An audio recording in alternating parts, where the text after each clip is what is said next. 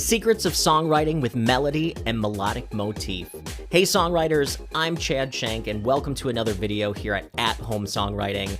This is the place for you to come and learn things that'll help you become the best songwriter that you can be. My goal is to help you develop your own style to be the best version of you as a songwriter. So here's what we're going to cover, so make sure you get ready to stay till the end. So we're going to talk about what makes a great melody. We're also going to talk about the elements that go into melody. Why is melody so important in songwriting?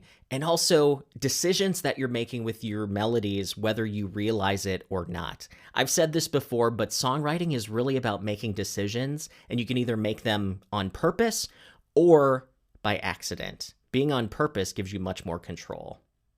So we also want to talk about how using motif can help you write more memorable songs. So stop for a moment and think to yourself, what makes a great melody?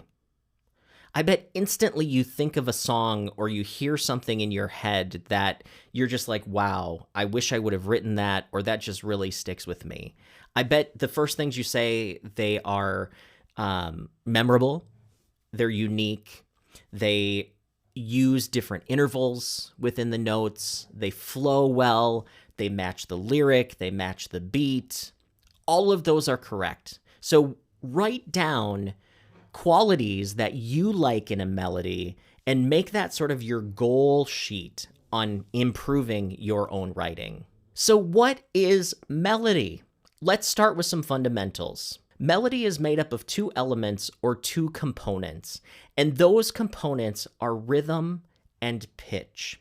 You know, many times we think of melody as just being the pitch portion and what notes are in the melody, but rhythm is actually more important than the pitch, because the rhythm is what sets the stage and what the pitch hangs on. We're going to talk about how rhythm and pitch combine to create great melodies. So melody in songwriting is really a series of rhythms and pitches that support and deliver the lyrical content. And the marriage between the structure and the content is known as prosody, or the union of structure and content to deliver emotion. Your job as a songwriter is to figure out how to use the tools and the elements available to you to deliver on an intended emotion or concept. Melody in commercial songwriting, it's one of the most important parts of a song. Many hit songwriters and producers say they write lyrics to melodies, meaning they write their melody first. They create the melody and the melodic structure and the motifs before they actually write the words. So some of the hit songwriters that have been known to write the melody first include Ryan Tedder, who's worked with Adele, Beyonce, Jonas Brothers, Ed Sheeran, Taylor Swift, Kelly Clarkson, Paul McCartney, and like a gajillion other people. Ryan writes a lot of melody stuff first. He says melody is king. Max Martin, who's worked with Celine Dion, Britney Spears, Coldplay, Ariana Grande, Taylor Swift, Christina Aguilera, Lady Gaga, Pink, all of those people. Melody is king in the Max Martin way of writing as well. And Gordon Lightfoot, in one of his documentaries, says that he writes the chords, then the melody, and then the lyrics. So again, we're kind of hanging the lyrics on the melody. And then Charlie Puth and Louis Bell in their monthly.com classes show that they write melody first as well, because melody really is the emotional center of the song. And Andrea Stolpe, who's an instructor at Berklee and one of my mentors, she says that lyrics will never be stronger than the emotional content of the music, meaning you can't write a lyric that has enough emotion to counteract the emotion that's held within the music. So let's talk about melodic elements and decisions. Again, songwriting is making decisions on what tools to use when. And whether you are aware of it or not, you're making decisions about melody as you write. The goal should be to consciously make those decisions. So decisions. So some of the things that you're going to have to decide as you're thinking about melody are how many phrases are there, how long are the phrases, what is the melodic shape, where do the phrases start, how much space is between the notes, and what is the pitch range.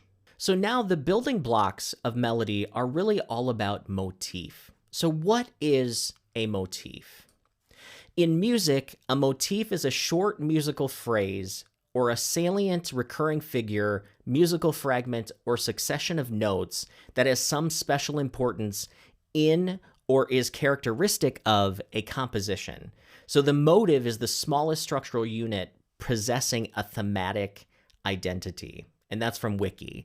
So basically what that means is it's a repeating pattern of a melody that gives a piece or a song or a section its theme sonically and giving it that identity. So tools for using melodic motif, there's really a couple tools. There's repetition.